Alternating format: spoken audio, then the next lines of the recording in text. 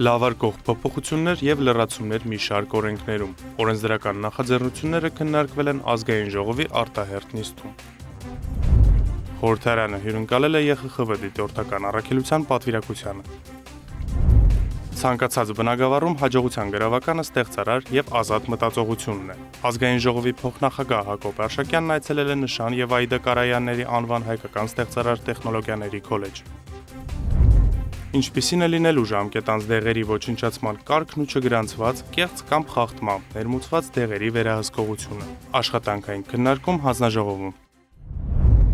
Շաբաթվա սկզբին падգամավորների նախաձեռնությամբ գումարվեց ազգային ժողովի արտահերթ նիստ, օրակարգում 6 հարց հատուկ քննարկման ընթացակարգով։ Կառավարության ներկայացրած զինվորական ծառայության եւ զինծառայողի կարգավիճակի մասին օրենքում լրացումներ եւ փոփոխություններ նախատեսող օրենսդրական փաթեթը ներկայացրեց Պաշտպանության նախարարի տեղակալ Արման Սարգսյանը։ Ուսումնական եւ ընտանեկան պայմաններից ելնելով տարկետում տրամադրելու լիազորությունը վերապահել զինվորական կոմիսարիատներին, այս գործընթացում դադարեցնելով մարզային զորակոչային հանձնաժողովների իրավասությունը։ Օրենսդրական փաթեթով նախատեսվում են նաև հստակեցնել 27-ից 37 տարեկան հասակում կրճատ ժամկետով պարտադիր ծառայություն անցնողներին տրամադրվող արձակուրդի կարգը։ 1 տարի կամ 6 ամիս ծառայողների համար կսահմանվի 10 օրացույցային օր արձակուրդ, իսկ 1 ամսյա ծառայության դեպքում արձակուրդ չի նախատեսվում։ Պաշտպան հայրենիաց ծրագրով պայմանագրային զինվորական ծառայություն անցնող զինծառայողների մասով նախատեսվում է պայմանագրի դադարեցման պայման 1 տարվա ընթացքում 5 անգամ կարգապահական տուժ ստանալու հանգամանքը, հստակեցվում են պարտադիր եւ պայմանագրային զինվորական ծառայությունից արձակման, սպայական կազմի զինվորական պաշտոնների նշանակման, առաջին անգամ պայմանագրային զինվորական ծառայության ընդունման, պայմանագրային զինծառայողներին հավասարեցված անձանց հետ կապված հարաբերությունները։ Փոփոխություններով հստակեցվում են նաև սպայական կազմի նշանակման, պայմանագրային ծառայության ընդունման եւ ծառայությունից արձակման կարգավորումները։ Նախագծով նոր հնարավորություն է սահմանվում նաև պետական աջակցությամբ հիփոթեքային վարկավորման ծրագրում ընդգրկված զինծառայողների համար։ Ռազմաուսումնական հաստատություն ավարտած եւ սպայական պաշտոնների նշանակված զինծառայողներին պետական աջակցությամբ հիփոթեքային վարկավորման ծրագրում ներառվում է հատկացվող գումարի եւ ձեռք բերվող բնակելի տարածության արժեքի դրական տարբերության դեպքում տարբերության գումարը ձեռք բերված բնակելի տարածության վերանորոգմանն ուղղվելու հնարավորությունը։ Օրենսդրական փաթեթով փոփոխություններ են նախատեսվում նաև պաշտպանության մասին եւ զինված ուժերի ներքին ծառայության կանոնագիրքը հաստատելու մասին օրենքներում։ Պաշտպանության նախարարին կվերապահվի զինված ուժերի եւ զորամասերի մարտական դրոշների, տարբերանշանների եւ կրման կանոնների հաստատման իրավասությունը։ Առանձին կարգավորմամբ անդրադարձ է կատարվում 27-ից 37 տարեկան այն անձանց հարցին, որոնք ստացել են Հայաստանի քաղաքացիություն եւ չեն անցել զինվորական ծառայություն։ Բռնի տեղահանման արդյունքում շատ դեպքերում չեն պահպանվել այդ անձանց կողմից զինվորական ծառայություն անցած լինելու փաստաթղթերը, որի հիման վրա հիմնավորված չի դառնում նրանց վրա համապատասխան պարտավորության կիրառումը, ինչը եւս խոչընդոտում է նրանց հետագա կարգավիճակի հստակեցմանը եւ ինտեգրմանը։ Փոխնախարարի խոսքով առաջարկվող փոփոխությունները հիմնականում լավարկող եւ տեխնիկական բնույթ ունեն։ Հայաստանում նախատեսվում է ներդնել նոր կենսաչափական համակարգ եւ դրա իրավական հիմքերը ձևավորող օրենսդրական փաթեթը ներկայացվեց ազգային ժողովում։ Մենք ներդնում ենք կենսաչափական նոր համակարգ Հայաստանի Հանրապետությունում, փաթեթը բնականաբար պիտի միտված լինի պատշաճ իրավական ընթացակարգեր երաշխավորելու համար։ Նախարարը նշեց, որ համակարգը ներդրվելու է պետություն մասնավոր համագործակցության ձևաչափով, սակայն պետությունը պահպանելու է որոշումների կայացման լիարժեք իրավունքը։ Փաստաթղթերը համապատասխանեցվելու են քաղաքացիական ավիացիայի միջազգային կազմակերպության ստանդարտին։ Օտարերկրացիների համար նախատեսվող փաստաթղթերը նույնպես կպարունակեն կենսաչափական տվյալներ։ Սա եւս մեկ քայլ է, որը Հայաստանի Հանրապետությանը մոտեցնելու է Եվրոպական միության հետ վիզաների ազատականացմանը։ Օրենսդրական փաթեթով առաջարկվում է 16 տարին լրացած անձանց համար նույնականացման քարտ ունենալը դարձնել պարտադիր։ 6-ից 16 տարեկան անձանց համար կգործի քարտ ունենալու հնարավորություն, իսկ մինչև 6 տարեկանների դեպքում անձը հաստատող փաստաթուղթ կդիտարկվի ծննդյան վկայականը։ Կառավարությունը նախատեսում է, որ նույնականացման քարտը ներպետական գործարքների եւ հանրային ծառայություններից օգտվելու հիմնական փաստաթուղթը լինի։ Այս օրենքը պիտի հավակնի համակարգային ձևով կազմակերպելու այն բոլոր ընթացակարգերը, որոնք որ անհրաժեշտ են կենսաչափական համակարգի ներդրման ուղղությամբ եւ բնականաբար երաշխավորի իրավական որոշակիություն եւ նաեւ ապահովի գործառնական հետեւողականություն։ Նախարարը հավելեց, որ նոր համակարգը կծառայի նաև կառավարության թվայնացման քաղաքականությանը եւ թույլ կտա արագացնել պետական ծառայությունների մատուցումը։ Թմրամիջոցների ապօրինի շրջանառության համար նախատեսված պատիժները կխստացվեն։ Ազգային ժողովի падգամավոր Հայկ Սարգսյանի հեղինակած նախագիծը քննարկվեց երկրորդ ընթերցմամբ։ Առաջինից երկրորդ ընթերցման ժամանակահատվածում կառավարության հետ համաձայնեցրել եմ եւ առաջարկում եմ ել ավելի խստացնել թմրամիջոցների իրացման համար նախատեսված պատիժները։ Խոշոր չափերով կամ տեղեկատվական տեխնոլոգիաների միջոցով թմրամիջոց իրացնելու դեպքում նախատեսվում է 5-ից 10 տարվա ազատազրկում։ Եթե գործող օրենքով Telegram կանալի միջոցով թմրամիջոց իրացնելու համար սահմանվում է ընդամենը 3-ից 6 տարվա պատիժ, ապա այս նախագծով պատիժը խստացվում է դառնալով 5-ից 10 տարվա պատիժ։ Առանձնապես խոշոր չափերով իրացնելու, ինչպես նաև անչափահասին կամ անչափահասի ներգրավմամբ թմրամիջոց վաճառելու դեպքում պատիժը կկազմի 8-ից 15 տարի։ Եթե գործող օրենքով անչափահասին թմրամիջոց վաճառելու համար սահմանվում է ընդամենը 3-ից 6 տարվա պատիժ, ապա այս նախագծով խստացվում է դառնալով 8-ից 15 տարվա պատիժ։ Խստացումներ են նախատեսվում նաև առանց իրացնելու նպատակով սեփական օգտագործման համար թմրամիջոց աճեցնելու, արտադրելու, ձեռք բերելու կամ պահելու դեպքերում։ Տուգանքները եւ ազատազրկման ժամկետները կրկնապատկվում են։ Խոշոր չափերով կամ տեղեկատվական տեխնոլոգիաների միջոցով թմրամիջոց ձեռք բերելու դեպքում պատիժ տուգանքը 10 պատիկից 30 պատիկը դարձնել 20 պատիկից 40 պատիկը, ազատազրկման ձևով պատիժ 2 տարվա փոխարեն սահմանել 4 տարվա պատիժ։ Փոփոխություններ են նախատեսվում նաև վարչական իրավախախտումների վերաբերյալ օրենսգրքում։ Փոքր չափերով առանց իրացնելու նպատակով թմրամիջոց պահելու կամ ձեռք բերելու համար տուգանքը կկազմի 400-ից 800 հազար դրամ, իսկ նույն արարքը 1 տարվա ընթացքում կրկնելու դեպքում 800 հազարից 1.6 միլիոն դրամ։ Նախագծի հեղինակը նշում է, որ փոփոխությունների նպատակը թմրամիջոցների ապօրինի շրջանառության կանխումն է եւ անչափահասների պաշտպանությունը։ Ազգային ժողովի արտահերթ նիստում քննարկվեց նաև դիվանագիտական ծառայությանը վերաբերող օրենքների նախագծերի փաթեթը։ Կառավարությունն առաջարկում է համակարգային փոփոխություններ ուղղված թե քաղաքական կարգավորումներին, թե դիվանագետների սոցիալական պայմանների բարելավմանը։ Նպատակն է օրենսդրական մակարդակով կարգավորել այն բացերը, որոնք առկա են մեր համակարգում դիվանագիտական ծառայության մեջ ժամանակի ուրեմն մարտահրավերների հնարավորությունների տեսանկյունից։ Փոփոխություններով նախատեսվում է ներդնել նոր ինստիտուտ՝ դիվանագիտական գրասենյակ, այն կգործի այն երկրներում, որտեղ ամբողջական դեսպանություն բացելը նպատակահարմար չէ, սակայն անհրաժեշտ է հայկական դիվանագիտական ներկայություն։ Լինում են երկրներ, որտեղ ֆինանսական կամ որևէ այլ տեսանկյունից նպատակահարմար չի դիտվում բացել ամբողջական դեսպանություն, բայց այնուամենայնիվ դիվանագիտական ներկայության անհրաժեշտություն կա եւ այդտեղ ահա մենք առաջարկում ենք հիմնել դիվանագիտական գրասենյակ։ Վերանայվում են նաև դեսպանների մշտական ներկայացուցիչների պաշտոնավարման ժամկետները, առաջարկվում է մեկ երկրում պաշտոնավարումը սահմանել առավելագույնը 5 տարի, իսկ վերանշանակման դեպքում ընդհանուր ծառայության ժամկետը մինչև 8 տարի։ Փոփոխություններ են նախատեսվում նաև ռոտացիոն համակարգում։ Դիվանագետները գործուղումից հետո Երևանում ծառայելու են ոչ թե 24, այլ 18 ամիս։ Գլխավոր հյուպատոսների համար այդ ժամկետը սահմանվում է նվազագույնը 12 ամիս։ Իհարկե տարբերություն ենք սահմանում գլխավոր հյուպատոսների համար, նաև հաշվի առնելով, որ գլխավոր հյուպատոսները այնուամենայնիվ մյուս դիվանագետներից տարբերվում են նրանով, որ իրենք համարվում են դիվանագիտական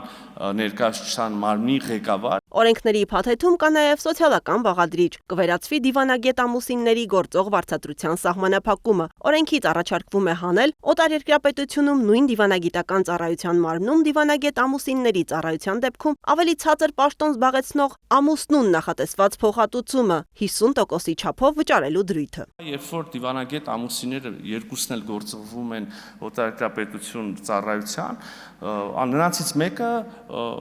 գործող կարգավորման ստանում է աշխատավարձի ուրեմն ընդամենը 50%-ը։ Սա իհարկե վաղուց իրեն սպառած եւ աբսուրդ կարգավորում է, եթե երկու դիվանագետն էլ իրականացնում են 100%-ով ծառայություն, 100%-ով աշխատանք, բավականին արդար է, որ երկուսն էլ վարձատրվեն իրենց հասանելիքի 100%-ով։ Կարևոր փոփոխություն է նախատեսվում նաև վարձատրության համակարգում։ Ներկայումս Երևանում ծառայող դիվանագետների աշխատավարձը սահմանվում է օրենքով, իսկ արտերկրում ծառայողների նկարավարության որոշմամբ, ինչի արդյունքում արտերկրում աշխատավարձը հաճախ ավելի ցածր է։ Առաջարկը հետևյալն է, ուրեմն հանում ենք այս կարգավորումը, որ իրենց աշխատավարձը սահմանում է այնտեղ եւ ուղղակի հավասարեցնում ենք օտարերկրյա պետությունում ծառայող դիվանագետների աշխատավարձը, հավասարեցնում ենք Երևանում իրենց ծառայությունն իրականացնող դիվանագետների աշխատավարձը դասավարցի։ Օրենսդրական փաթեթի փոփոխությունները կբարձրացնեն դիվանագիտական ծառայության գրավչությունը եւ կուժեղացնեն համակարգի արդյունավետությունը։ Փոքր բաժնետերերը տարիներով կարող են շահույթ չտեսնել առանց որևէ իրավական արդյունավետ ելքի մեխանիզմի։ Ազգային ժողովում քննարկվեց օրենքի նախագիծ, որը նպատակ ունի վերջ դնել այդ պրակտիկային եւ ուժեղացնել վերջիններիս իրավունքների պաշտպանությունը։ Գործող կարգավորումներով բաժնետոմսերի պարտադիր հետգնման իրավունքը սահմանափակված է միայն հատուկ դեպքերով, վերակազմակերպում խոշոր գործարքներ կամ կանոնադրական փոփոխություններ, սակայն օրենքի նախագծի հեղինակ Ծովինար Վարդանյանի խոսքով իրականում փոքր բաժնետերերը հաճախ չեն կարողանում ազդել որոշումների վրա։ Փոքր բաժնետերերը հաճախ հայտնվում են փակուղային իրավիճակներում, երբ մեծամասնական բաժնետերը, օգտվելով միանձնյա որոշում ներկայացնելու իրենց իրավունքից եւ հնարավորությունից, հաճախ դրանք իրականացնում են չարաշահումներով, օրինակ տարիներ շարունակ չեն բաշխում շահույթը, չեն գումարում ժողովներ կամ այլ կերպ խախտում են փոքր բաժնետերերի իրավունքները։ Նախագծի հեղինակը հղում է անում եվրոպական փորձին, նշելով, որ մի շարք երկրներում գործում են ավելի գործուն մեխանիզմներ։ Զարգացած տարբեր իրավակարգերում վերահսկողության փոփոխության դեպքում սահմանվում է պարտադիր առաջարկի շեմ, երբ փոքր բաժնետերերին ներկայացում է իրենց բաժնետոմսերը վաճառելու առաջարկ։ Օրինակներ Մեծ Բրիտանիայի, Գերմանիայի, Ֆրանսիայի եւ որտեղ շեմը 30%-ն է,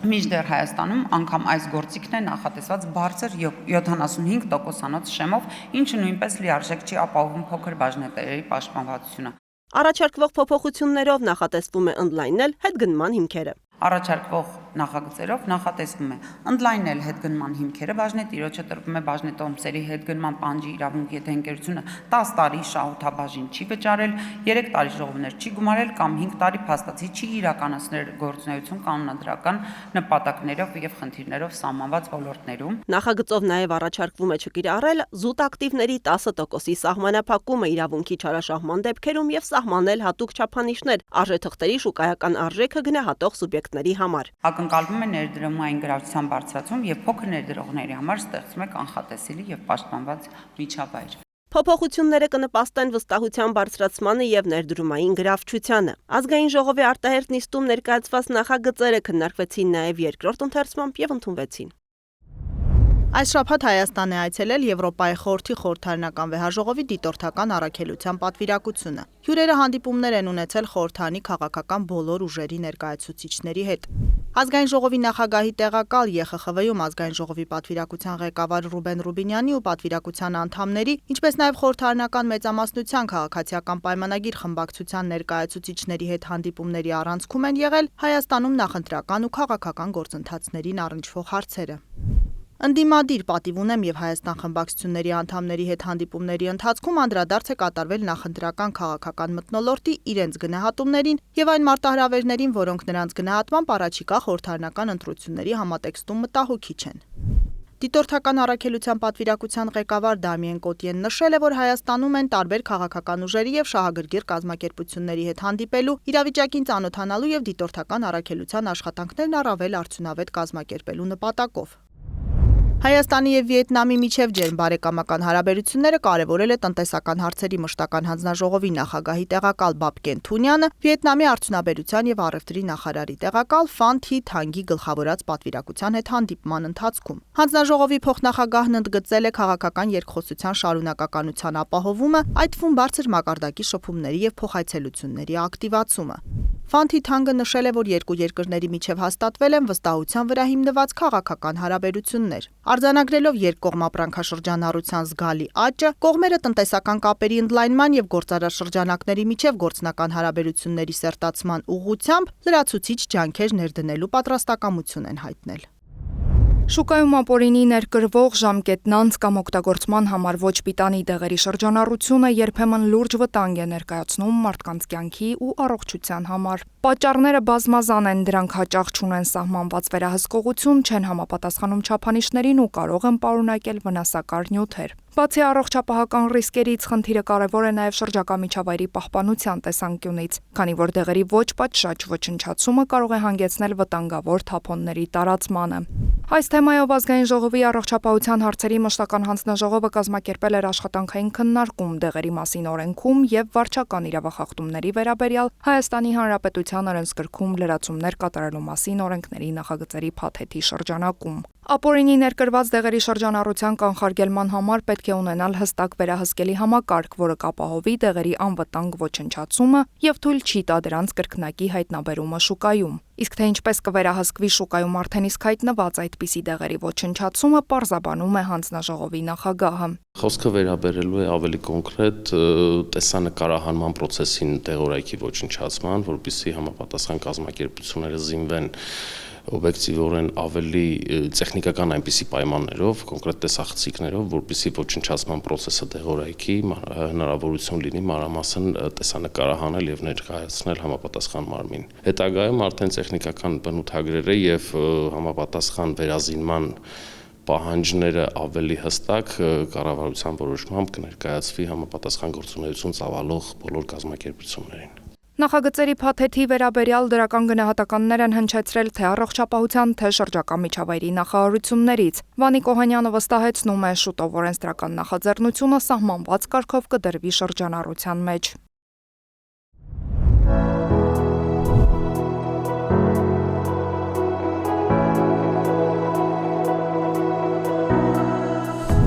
Այցելություն հայկական ստեղծարար տեխնոլոգիաների քոլեջ, ջերմ եւ անմիջական զրույց կրթօջախի ղեկավար կազմի եւ սաների հետ։ Քոլեջը պատրաստում է ուսանողներին ապագայի մասնագիտությունների համար զուգորդելով տեխնոլոգիական գիտելիքները ստեղծագործական հմտությունների հետ։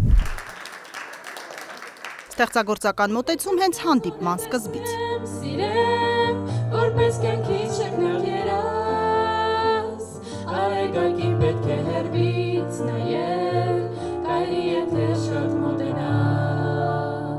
Երիտասարդների ազգային ժողովի նախագահի տեղակալ Հակոբ Արշակյանին ուղղված հարցերը բազմաթիվ էին ու բազմաբնույթ կրթական բարեփոխումներից մինչև մասնագիտության ընտրություն ու հաջողության հասնելու գրավական։ Ցանկացած ոլորտում, եթե դուք ուզում եք հաջողակ լինել, առաջին հերթին դա ձեր ստեղծարար ազատ մտածողությունից է գալիս։ Եթե ձեր ստեղծարար հմտությունները,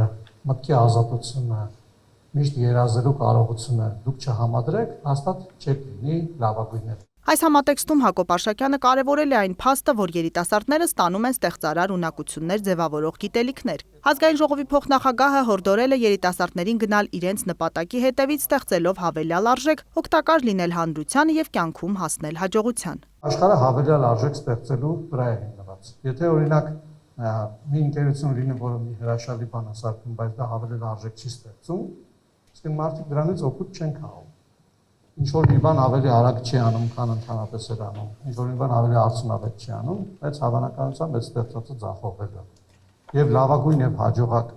մարդիկ, ընկերությունները, նաեւ այս կրթօջախը իրենց հավելյալ ստեղծած արժեքով են։ Զրույցի ընթացքում անդրադարձ է եղել նորագույն տեխնոլոգիաների ընձեռած հնարավորությունների արդյունավետ օգտագործմանը, Հայաստանում արհեստական բանականությամբ զբաղվող ընկերությունների գործունեությանը, ծրագրավորման ոլորտում արձանագրված ձեռքբերումներին։ Մեր ուսանողները տեղեկացան, թե արհեստական բանականության դարաշրջանում որ մասնագիտություններն են, որ դեռևս պահպանվելու են, եւ ավելի կրթության ոլորտում ինչին պետք է ուշադրություն դարձնենք որպես ապագայի կրթական հաստատություն։ Կրթվեցինք, թե ինչ որոշումներ կարելի է կայացնել կարիերայում, թե ինչպես կարելի է զարգացնել քո ունեցած գիտելիքը եւ հարմարվել արհեստական բանականության դարում։ Նման հանդիպումները ավելի շատ ոչ թե տեխնիկական գիտելիքների, այլ կոնկրետ հենց կյանքի խորհուրդներ, որ ճանապարհով արժի շարունակել եւ նման բաներ օգնում են ուսանողներին ավելի լավ հասկանալ։ Հակոբ Արշակյանը քոլեջի տնօրենի ուղեկցությամբ շրջել է նաև կրթական հաստատությունում, ծանոթացել սաների համար ստեղծված կրթական նորագույն պայմաններին։ Քոլեջն արհեստական բանականության եւ թվային լուծումներով է աշխատում։